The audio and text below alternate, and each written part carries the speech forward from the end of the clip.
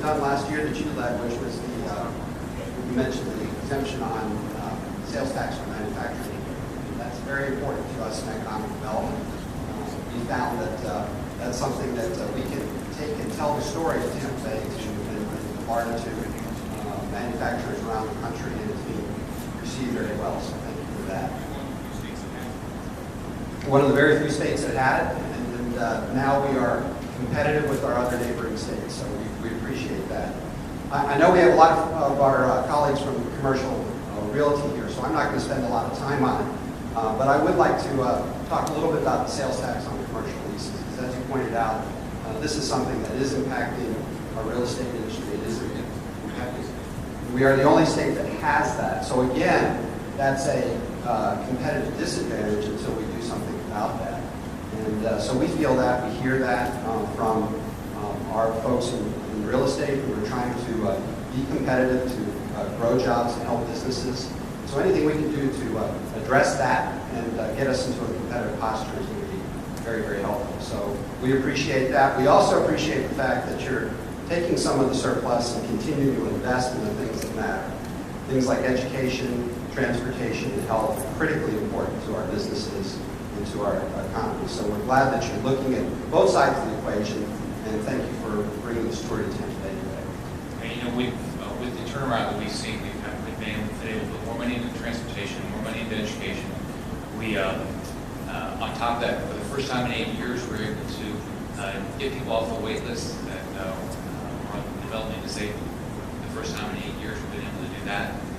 Lady that runs that Barbara Plummer does a great job. So you just look at all these agencies now with a better budget and do some things that we all want to take care of our citizens.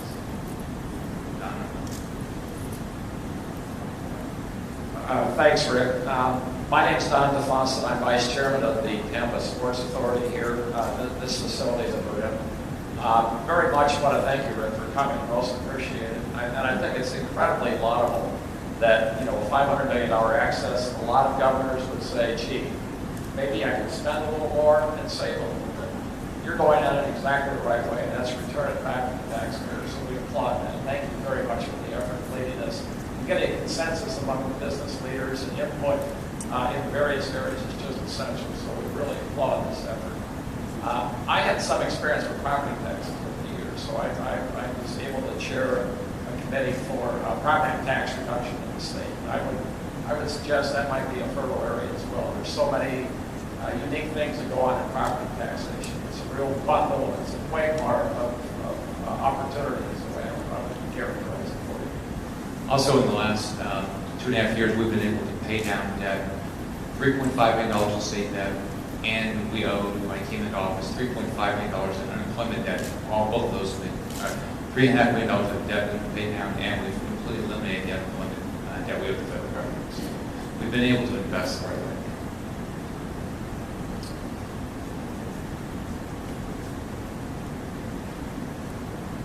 Thank you, Governor Scott. My name is Bob Pullman.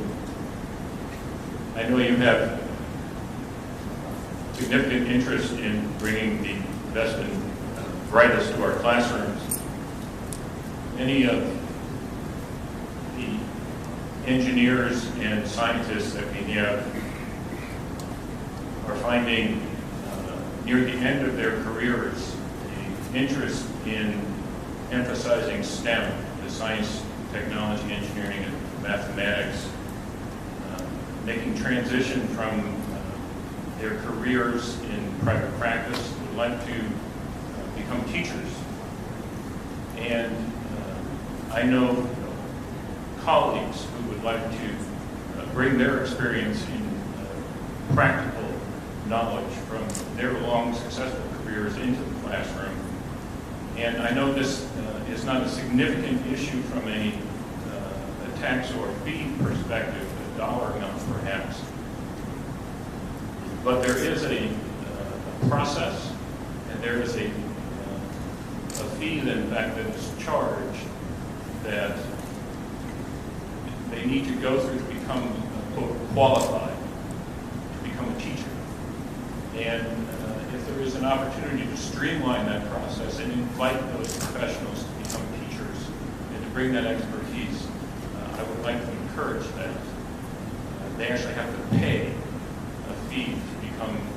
qualified.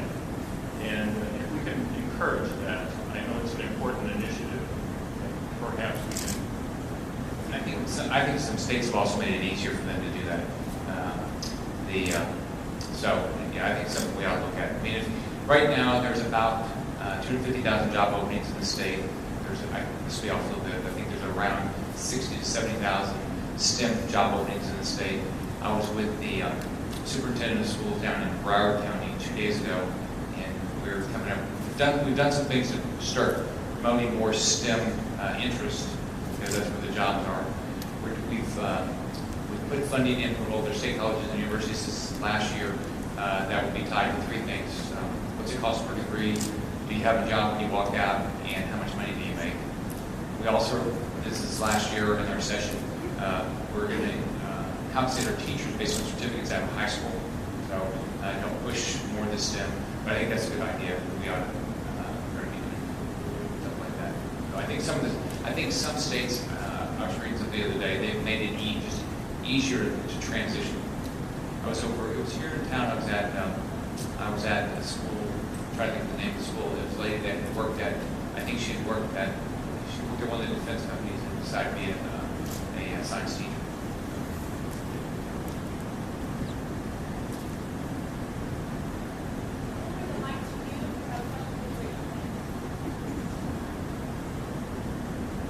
Thank you, Gov Rick Scott. My name's Avi. I'm the president of the Florida Gulf Coast Commercial Association of Realtors. And our major issue is one that you already mentioned, the sales tax on commercial leases. I emailed out to my members last night when we found out we'd be attending the event for some stories. And I got back one from a broker up in Pasco County that was helping a company from Michigan trying to decide whether to relocate before it comes. They negotiated a lease.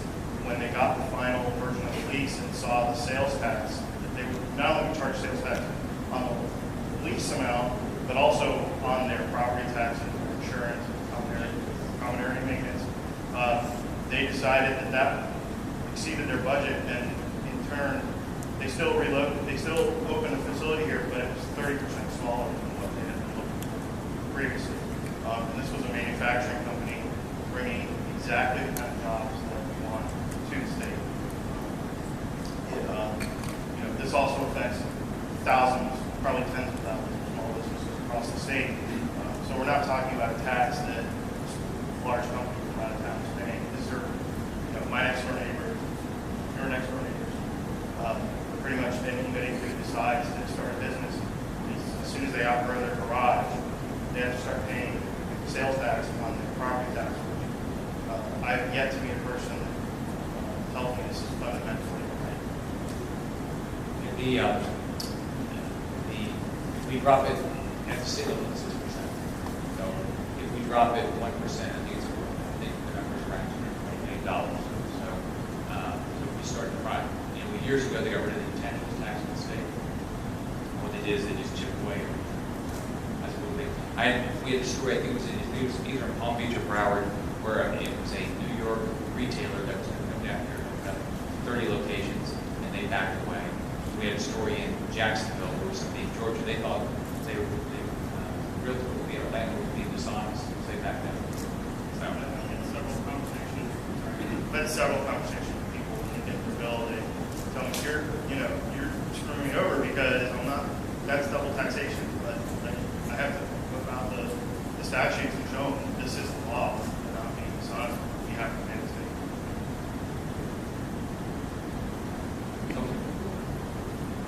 I would like to piggyback on that, Governor.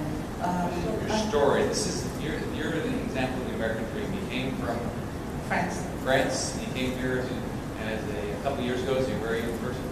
And my name is Maria Manori. Not a couple of years ago, but I immigrated here as a young woman with my sister actually, and we just decided we came to visit and we fell in love with America. So we decided to immigrate with nothing but what I call a couple of suitcases, maybe $200 to my name, and all the dumb enthusiasm of youth. And settled eventually in Florida, worked and discovered that here you have an incredible land of opportunity. Opportunities open to anybody who actually wants to work hard and believes in it. So fast forward, I am now married. We have 2 children. I'm married to an American from West Palm Beach, and we have 2 children. And I eventually opened my own business. So I own a commercial real estate company in Lakeland, and I still believe that it is truly the land of opportunity. So I am a member of the Florida Gulf Coast Association of Realtors. And what I hear also from my clients is that right now, and we have a lot of medical clients in the medical field, with the trend in the healthcare system, that the translation of a removal of the sales tax would actually be an added delivery of services. Rather, of course, you're always looking at the bottom line, but really it's getting back to the community, getting back to the delivery of services, and in turn it goes back immediately to the economy. So that's huge. And I would encourage, of course, we're working together, hopefully, to make that happen. I've never met a business person that said, gosh, I'm interested in having a smaller business.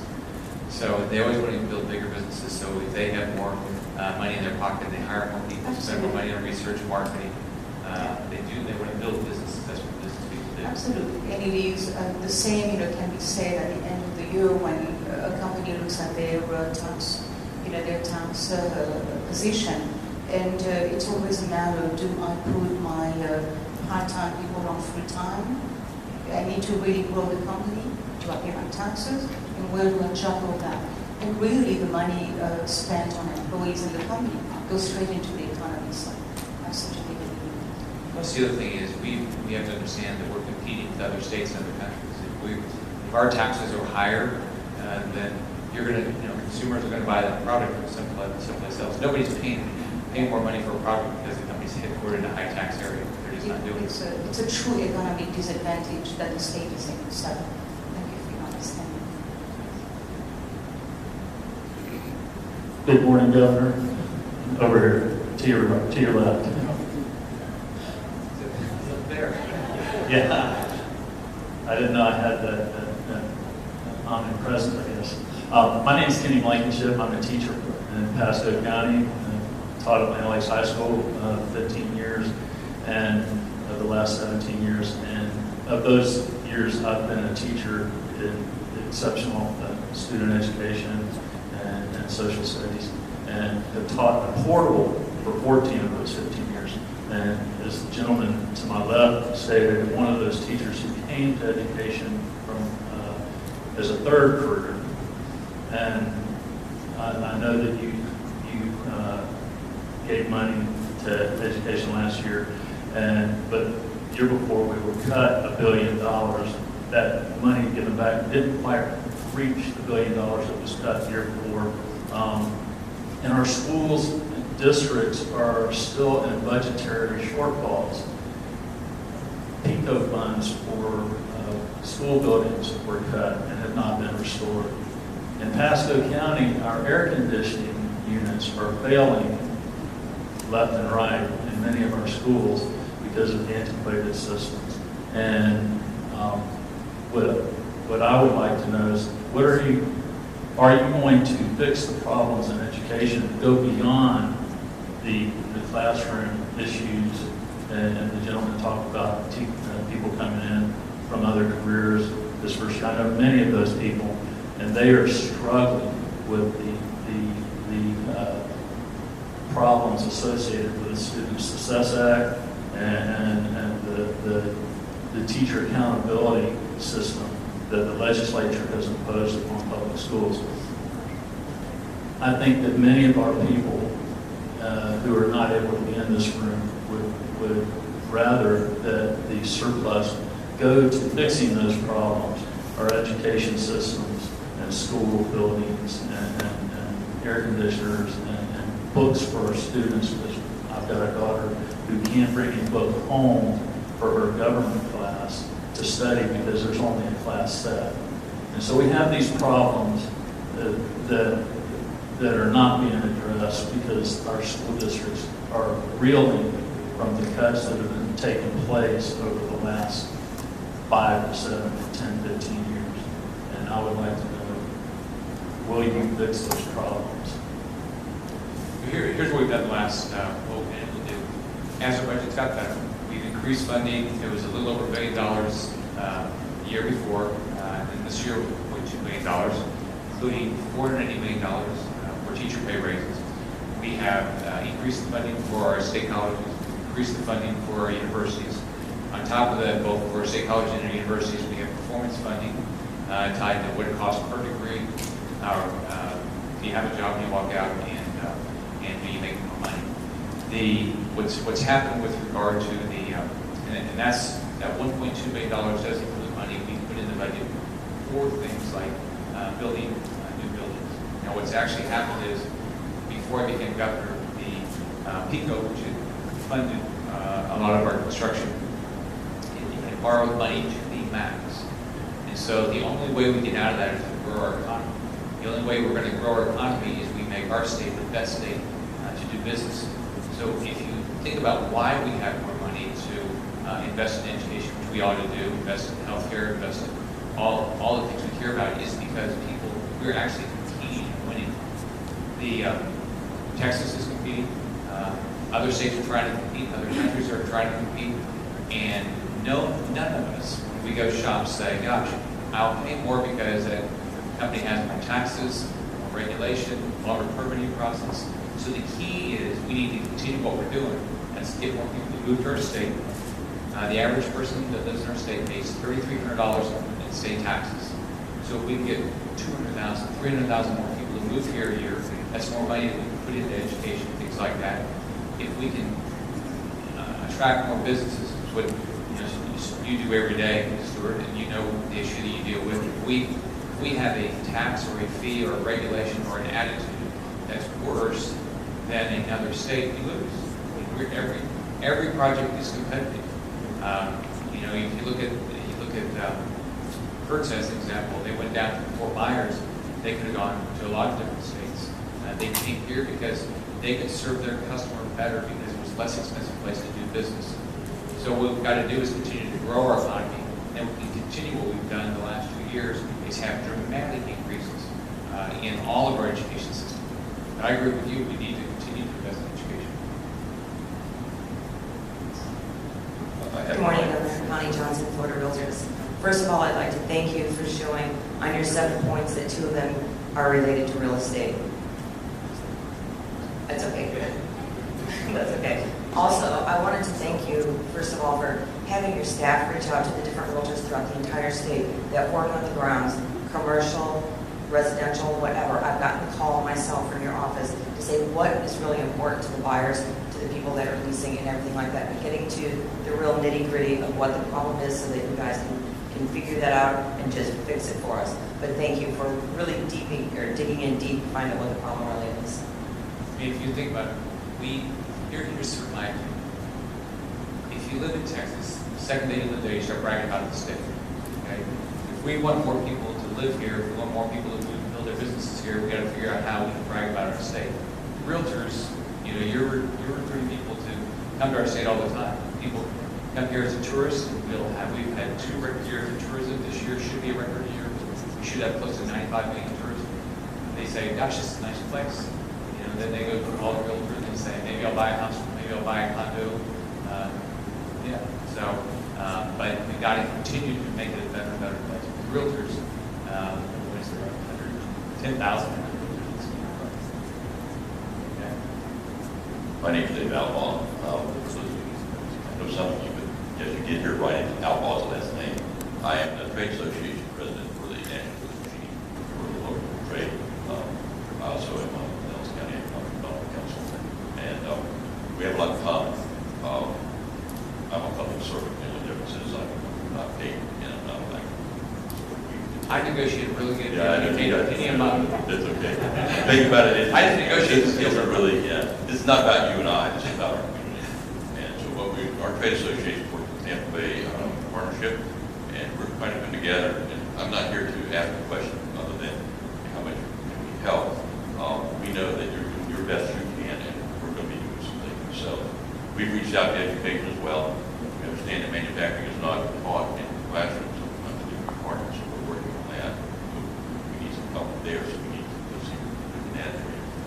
part of it is that we as manufacturers, I represent a lot of them, they couldn't be here today. They're working. So I have a lot of people that I represent, and on their behalf, we want to say thank you for what you've done. Thanks. Senator Tom Lee just came from top. You want to come up? You want to? Senator, you want to come up? You want to? There's a chair over here. I think it was reserved just for you.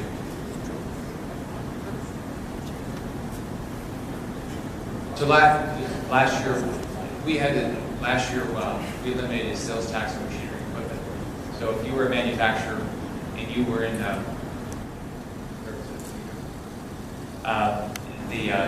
if you were in if you did business in 2 states, you might get upset because we had a sales tax in our state. You bought machinery and equipment.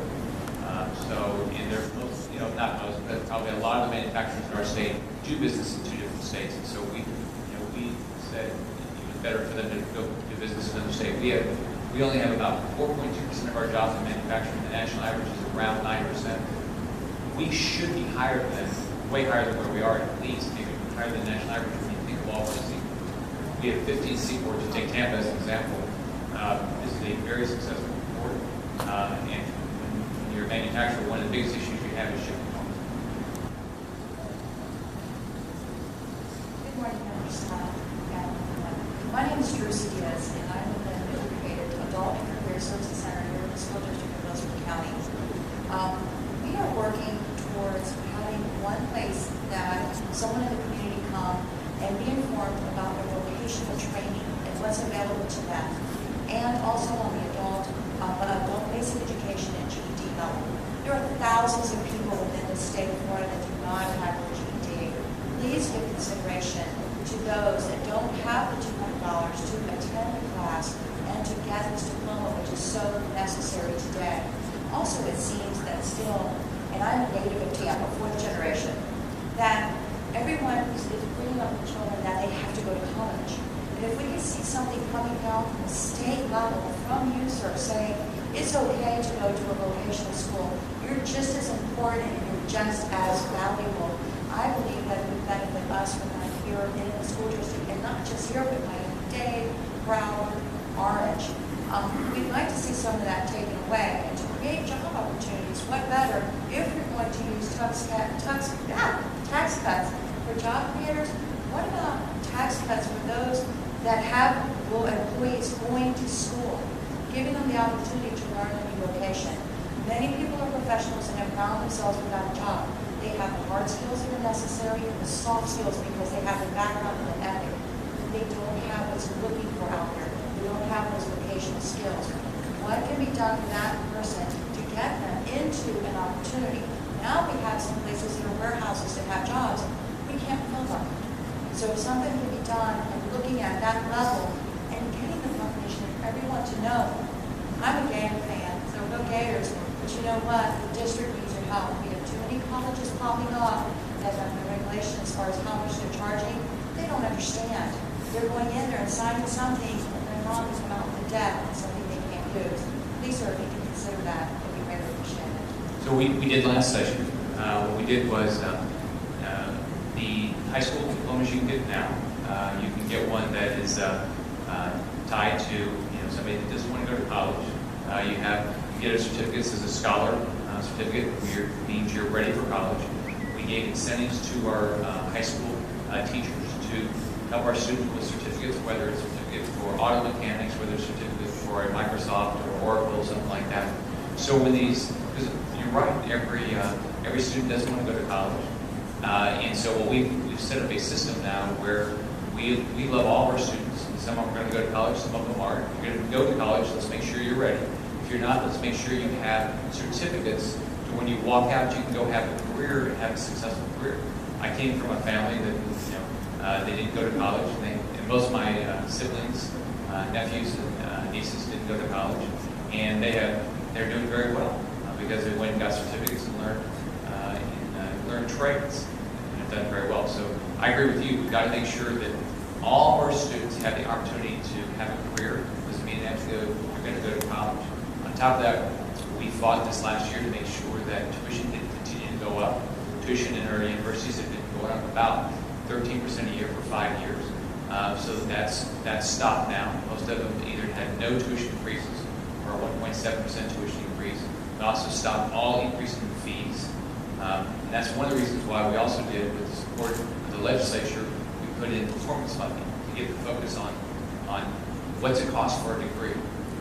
Do you get the job and you walk out of there? Because when I went to school, I wanted a job and I wanted to make more money. Yesterday we had I think it was yesterday, it came out, U.S. News and World Report said University of Florida is now the 14th best public university in the country.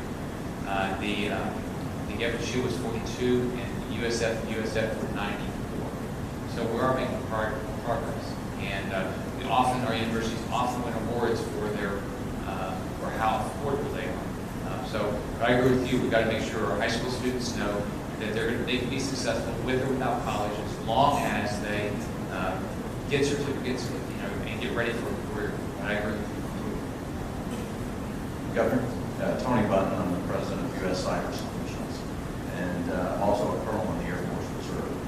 Florida has a number of military bases, and they're very important bases, not just the small Army post or Air Force base. We have 2 4-star commands here in Tampa, and another 4-star command in South Florida. Those bases don't just bring military people to the community, they bring a tremendous amount of money, economic engine for the community. There's got to be cuts in their future from the federal military bases. What is Florida doing to strengthen our position to maintain those military bases and the economy? Sure. We have 20 military bases. We have 3 unified commands in the state. So one thing I do every 90 days, approximately, I sit down with all the base commanders around the state to deal with their issues. Typically, can their children get in the right schools? Can their spouses get jobs? Do we have encroachment around the base? Issues about making sure that their mission can be fulfilled. Those are typical things. So with regard to that, we're now perceived to be the most military-friendly state in the country if you talk to most people in D.C. We fought to stop the sequestration that was putting our National Guard, cutting their pay 20%, which is completely unfair. Our National Guard has been deployed over 100 times since 9/11, and so we stopped that at least through the end of September. We also, the legislature has funded a program to make sure that we get ready for if there's going to be any base closures, and so we have a group that's focused on that. But our job is to make sure that our bases can fulfill missions better than any bases anywhere in the world for the military, and then make sure that we're ready when the next big crack happens. So we have a